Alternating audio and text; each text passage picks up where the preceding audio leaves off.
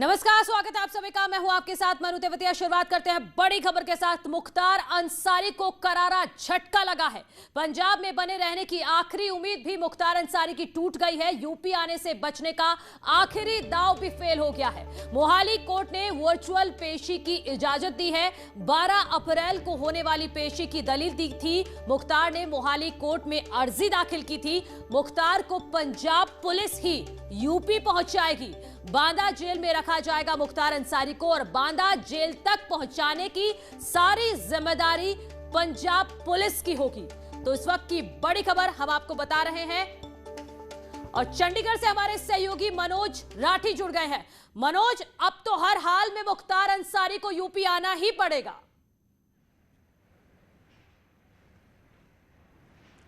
देखिए, लगातार जो कंट्रोवर्सी चल रही थी, जब मोहाली कोर्ट में पेशी की गई थी 2 दिन पहले, तो हवाला जो है लगातार व्हील चेयर पर दिखाई दिए मुख्तार अंसारी और यूपी नंबर एम्बुलेंस में, जिसका खुलासा भी न्यूज़ 18 ने किया। लेकिन अब एक और मुख्तार अंसारी पर जो हुआ है, जैसे कि सेहत का हवाला देकर वो सोच रहे थे कि 12 अप्रैल को जो होने वाली पेशी है वो खुद फिजिकली वो अटेंड करे और उनको यहाँ पर समय मिले पंजाब की रोपड़ जेल में रहने का। लेकिन उनकी ये लास्ट जो कोशिश थी वो भी नाकाम हुई है, जिसमें कोर्ट ने साफ तौर पे कहा है कि वीडियो कॉन्फ्रेंसिंग के जरिए उनको पेश किया जाएगा। यानी कि अब उनको फिजिकली मोहाली कोर्ट में पेश नहीं होना पाएगा। यानी कि जो एक बिल्डर एक्सटॉर्शन जो मांगी थी बिल्डर से 2019 का ये मामला था, जिसमें रोपड़ जेल में मुख्तार अंसारी बंद थे और मोहाली कोर्ट में उनकी पेशी चलती थी। हालांकि 12 अप्रैल को जो डेट पड़ी है हियरिंग की, 12 अप्रैल को फिजिकली वो सोच रहे थे कि सेहत का हवाला दिया जाए या फिर कुछ दिन और रोपड़ जेल में बीत जाएं, लेकिन ऐसा नहीं हुआ और मुख्तार अंसारी की जो वीडियो कॉन्फ्रेंसिंग के जरिए उनकी हियरिंग होगी। लेकिन इसमें कहीं ना कहीं अब जो लास्ट दाव था, कई दाव मुख्तार अंसारी की तरफ से खेले जा रहे थे। लगातार कई ऐसे कंट्रोवर्सी सामने आए।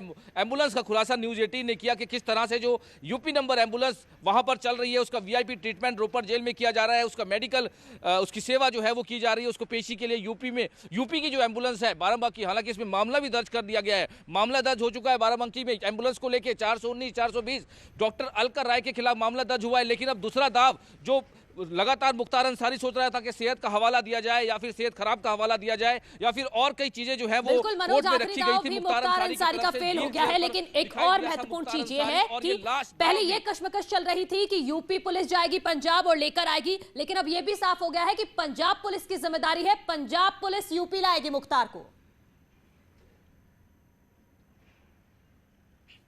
देखिए, पंजाब पुलिस हालांकि रोपड़ जेल में अभी मुख्तार अंसारी बंद है और सुप्रीम कोर्ट के आदेशों के अनुसार 2 हफ्ते के अंदर अंदर मुख्तार अंसारी को बांदा जेल में शिफ्ट करना है, यानी कि यूपी जेल में शिफ्ट करना है। जो मामले उस पर चल रहे हैं, जो ट्रायल खत्म हो चुके हैं, सिर्फ फैसला सुनाया जाना है। इसको लेकर अब बड़ा फैसला जो यहाँ पर लिया गया है, सबसे पहला बड़ा फैसला कि 12 तारीख को वर्चुअल कॉन्फ्रेंसिंग के जरिए उनकी पेशी होगी और दूसरा बड़ा फैसला कि पंजाब सरकार, पंजाब पुलिस की जिम्मेदारी होगी कि उसको बांदा जेल में पूरी सुरक्षा के साथ उसको वहां पर शिफ्ट किया जाए। तो अब पूरी कश्मकश जो है, पूरी तैयारियां, जो फॉर्मेलिटीज हैं, वो कहीं ना कहीं पूरी चलती नजर आ रही है। हालांकि कैमरे पर कोई भी अधिकारी, कोई भी पुलिस अधिकारी, कोई भी जेल अधिकारी साफ तौर पे मना करता नजर आ रहा है, कैमरे से बचते नजर आ रहे हैं, क्योंकि अब ये मामला जो है वो लगातार कंट्रोवर्सी होता चला है। क्योंकि न्यूज़ 18 ने लगातार इसमें कई खुलासे किए हैं। एम्बुलेंस से साथ साथ जो उसको वीआईपी ट्रीटमेंट किया जा रहा था, जो गैंगस्टर यूपी का, जिसमें कई आपराधिक मामले दर्ज हैं, उसको लेकर जो वीआईपी ट्रीटमेंट दिया जा रहा था और जो दाव पे दाव खेले जा रहे थे। हालांकि अब पंजाब सरकार भी कहीं ना कहीं सवालों के घेरे में है कि आखिर मुख्तार अंसारी को वीआईपी ट्रीटमेंट क्यों दिया जा रहा था, क्यों उसको इतनी सहूलियत दी जा रही थी, क्यों उसको एम्बुलेंस दी गई, क्यों दूसरे स्टेट की एम्बुलेंस पंजाब में यहां पर घूम रही थी। तो कई ऐसे सवाल यहां पर खड़े होते हैं। बिल्कुल मनोज, फिलहाल बहुत शुक्रिया आपका तमाम जानकारी के लिए। तो ये तमाम सवाल न्यूज़ 18 लगातार उठा रहा था और मुख्तार अंसारी का आखिरी दाव भी फेल हो गया है। अब तो मुख्तार को यूपी आना ही पड़ेगा और बांदा जेल की हवा खानी ही पड़ेगी। आगे बढ़ते हैं। फतेहपुर में पुरानी रंजिश के चलते लाठी डंडे और अवैध हथियारों से लैस बेखौफ दबंगों ने दूसरे पक्ष के घर पर हमला कर दिया। आरोप के मुताबिक दबंगों ने परिवार के कई लोगों को घेरकर बेरहमी से मारा पीटा है।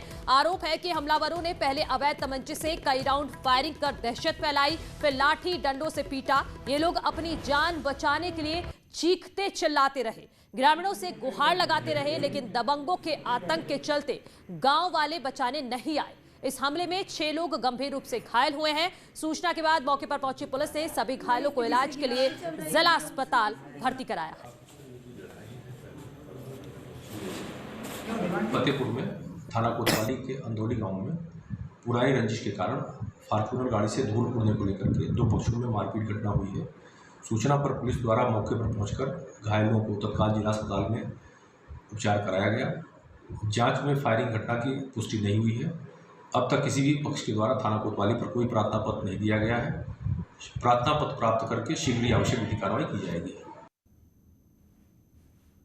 और हमारे सहयोगी धरा सिंह हमारे साथ जुड़ गए। धरा, कौन है ये दबंग, पहचान हो पाई है क्या अभी तक? निश्चित तौर पर बता दें कि दरअसल अंदौली का ये पूरा मामला है, जहां पे जमीनी विवाद को लेकर इनके पूर्व से रंजिश चली आ रही है। इसी रंजिश के तहत अचानक दूसरे पक्ष पर जो हमलावर हैं ये भारी संख्या में धावा बोल देते हैं और बेरहमी से मारते पीटते हैं। फिलहाल पुलिस की तरफ से दावा किया जा रहा है कि जो हमलावर हैं ये पड़ोसी हैं। जल्दी इनके खिलाफ तहरीर जैसे ही प्राप्त होती है पीड़ित परिवार से तो इनके खिलाफ सख्त एक्शन लिया जाएगा। बहुत शुक्रिया आपका तमाम जानकारी के लिए। उन्नाव से खबर है, जहां थूकने को लेकर दो युवकों ने चौकी के सामने एक युवक की लात घूंसों से पिटाई कर दी। करीब 1 घंटे तक सड़क पर बवाल चलता रहा और भीड़ तमाशबीन बनी रही। काफी देर बाद पुलिस मौके पर पहुंची और दोनों युवकों को हिरासत में लेकर कोतवाली ले गई। के पास थूकने को लेकर निर्भय यादव व तपन मिश्रा व समीर मिश्रा के मध्य विवाद हो गया। पुलिस को सूचना मिलने पर पुलिस तत्काल मौके पर पहुंची। पुलिस ने मौके से ही तपन व समीर मिश्रा को गिरफ्तार कर आवश्यक वैधानिक कार्रवाई कर रही है। मौके पर शांति व्यवस्था संबंधी कोई समस्या नहीं है। इसी बीच आगरा से बड़ी खबर आ रही है, जहां ताजगंज थाना क्षेत्र में जमीन विवाद में दो पक्षों के बीच मारपीट हुई है। पेड़ से बांधकर एक युवक की पिटाई की गई है। इस दौरान महिलाएं और लड़कियां भी आपस में भिड़ गई। बताया जा रहा है कि दो पक्षों में लंबे वक्त से जमीन विवाद चला आ रहा है। पहले भी कई बार इसको लेकर झगड़ा और मारपीट हो चुकी है। पुलिस ने इस मामले में 3 आरोपियों को गिरफ्तार किया है।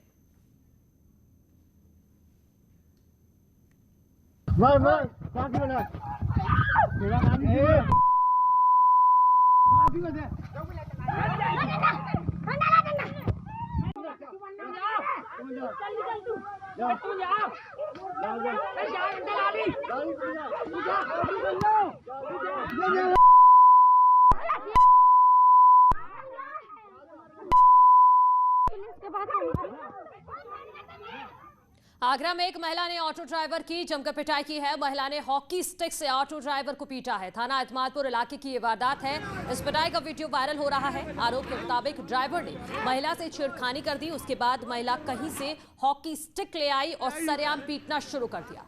महिला के किसी परिचित ने पिटाई का वीडियो बनाया और उसे सोशल मीडिया पर वायरल कर दिया। उधर शाहजहांपुर पुलिस ने चर्चित दलबीर हत्याकांड का खुलासा किया है। पुलिस ने इस मामले में आरोपी तेजू को गिरफ्तार किया है। बताया जा रहा है कि होली के दिन दलबीर अपने पिता के साथ बाइक से होली मिलन के बाद घर लौट रहा था। तभी तेजू ने रास्ते में उसे घेर लिया। इस दौरान तेजू ने अपने साथियों के साथ पहले उसकी पिटाई की, फिर गोली मारकर उसको मौत के घाट उतार दिया। बाइक पर बैठे पिता ने किसी तरह भागकर अपनी जान बचाई। बताया जा रहा है कि अवैध शराब के कारोबार में पैसे के लेन देन को लेकर दोनों के बीच में विवाद हुआ था।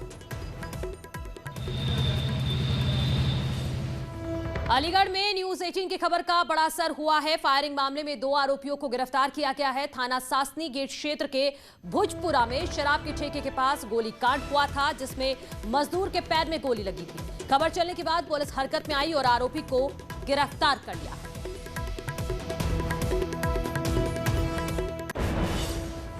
बहराइच से खबर है, जहां रुपई डीहा थाना क्षेत्र के बाबागंज कस्बे में विवादित जमीन को लेकर कूड़ा जलाए जाने पर दबंगों ने युवक की पिटाई कर दी है। पिटाई की ये तस्वीरें वहां लगे सीसीटीवी कैमरे में कैद हो गई हैं। पुलिस ने सीसीटीवी फुटेज के आधार पर दबंगों के खिलाफ केस दर्ज किया है और उचित कार्रवाई का भरोसा दिया है। बाबागंज कस्बे में एक जमीन है जिसमें असलम सनाफ हाजी मोहम्मद और रमाशंकर गुप्ता दोनों पक्षों में जमीनी विवाद है, जिसमें माननीय न्यायालय द्वारा स्थगन आदेश भी पारित हुआ है। उसी जमीन पर कल रात्रि 9 बजे के लमसम एक व्यक्ति द्वारा कूड़ा जलाया जा रहा था। तो इसी बात को लेके पक्षों में जो कहा सुनी हुई, उस प्रकरण में थाना स्थानीय पर नियमानुसार वैधानिक कार्रवाई की जा रही है। हमीरपुर जिले में पुरानी रंजिश के चलते दो बाइक सवारों ने एक युवक पर अवैध असलहों से फायरिंग कर दी, जिसमें वो गंभीर रूप से घायल हो गया। आनन फानन में युवक को इलाज के लिए जिला अस्पताल में भर्ती कराया गया है, जहां से उसे कानपुर रेफर कर दिया गया है। मामला सुमेरपुर थाना क्षेत्र का है, जहां सुमेरपुर का रहने वाला आमिर अपने दोस्त से मिलने गया था। तभी वापसी के दौरान घात लगाए बैठे दो बाइक सवारों ने चंदपुरवा रेलवे क्रॉसिंग के पास आमिर पर तमंचे से फायरिंग कर दी। नाम का व्यक्ति 30 वर्ष का है, जिसको गोली लगने की जानकारी मिली। गोली उनके कमर में लगी है और उनको इलाज के लिए ले जाया गया हमीरपुर जिला अस्पताल, उसके बाद कानपुर रेफर कर दिया गया। उनकी स्थिति ठीक है। उनकी तहरीर पर दीपू और उसके पिता जुगजोधर व 2 अन्य के खिलाफ धारा 307, 504 का मुकदमा पंजीकृत किया गया है और इसकी विवेचना की जा रही है। गौतम बुद्ध नगर के बादलपुर में पुलिस ने हाईवे पर चेकिंग के दौरान एक लग्जरी गाड़ी से अवैध शराब बरामद की है। पुलिस ने गाड़ी से हरियाणा मार्का की करीब 2 लाख रुपए कीमत की शराब बरामद की है। शराब तस्कर कार छोड़कर फरार हो गए।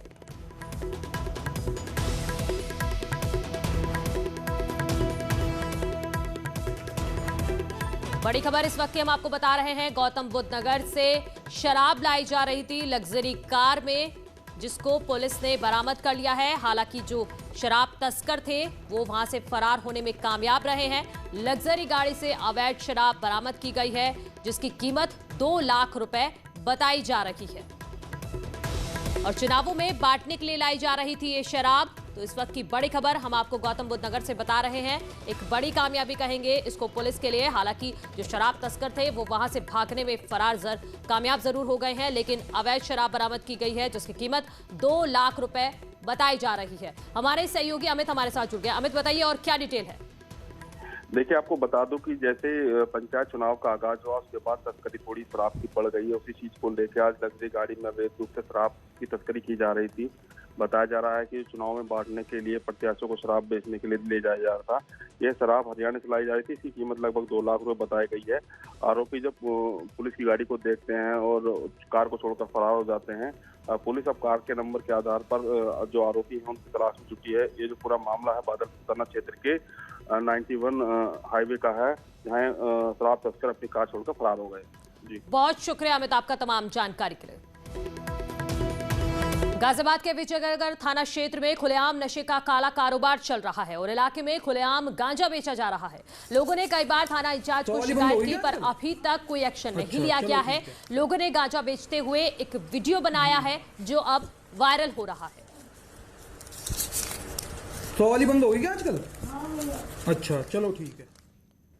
गाजियाबाद के विजयनगर थाना क्षेत्र में खुलेआम नशे का काला कारोबार चल रहा है। यहां खुलेआम गांजा बेचा जा रहा है। लोगों ने कई बार थाना इंचार्ज से शिकायत भी की है, लेकिन इस मामले में अभी कोई भी एक्शन नहीं लिया गया है।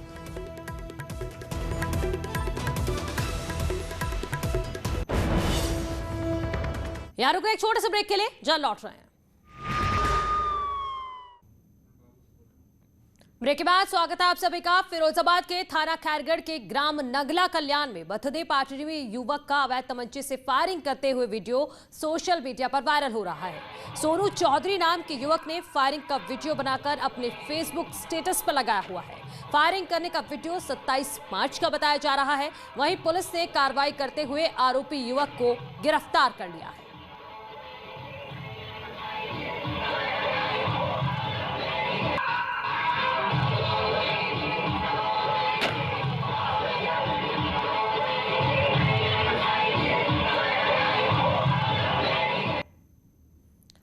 वाराणसी में पुलिस की छवि सुधारने के लिए नए कमिश्नर ए सतीश गणेश कुछ नयापन लाने की कसरत कर रहे हैं। इसी के तहत पुलिस के अफसरों की डिटेल जनता तक पहुंचाने की योजना है।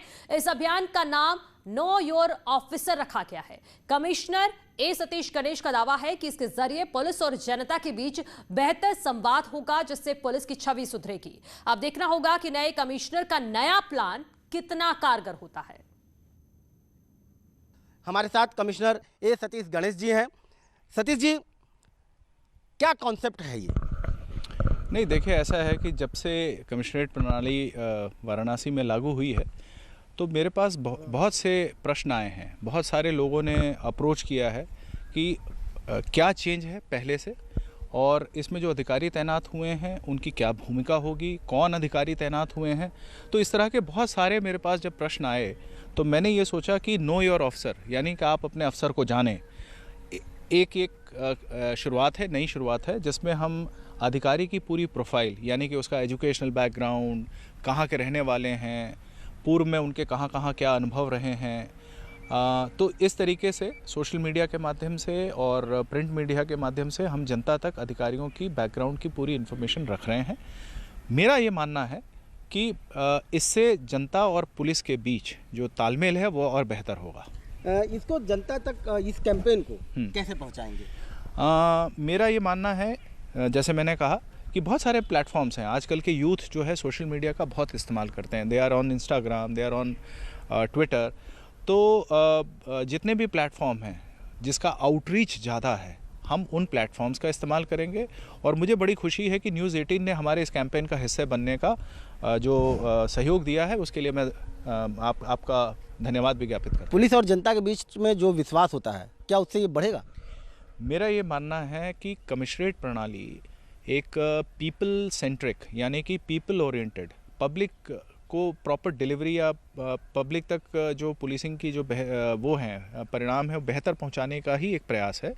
तो ऐसे में अगर दोनों, यानी कि हम जिस जनता की सेवा कर रहे हैं उनके और हमारे मध्य में अगर रिश्ते मधुर होंगे तो निश्चित रूप से जो परिणाम आएंगे वो बहुत सुखद होंगे। सर, किस स्तर तक ऑफिसर्स के जो पूरे बायोडाटा हैं उसको आप जनता के बीच में लेके जाएंगे? नहीं, देखिए, अभी शुरुआती दौर पे हमने ये माना है कि जो हमारे नए अफसर आ रहे हैं, यानी कि जिनकी तैनाती बनारस में पहली बार हुई है, जो बनारस के लोग उनको उनके बारे में ज़्यादा जानकारी नहीं रखते, तो हमने शुरुआत वहाँ से करी है और धीरे धीरे इसको हम रोल आउट करेंगे।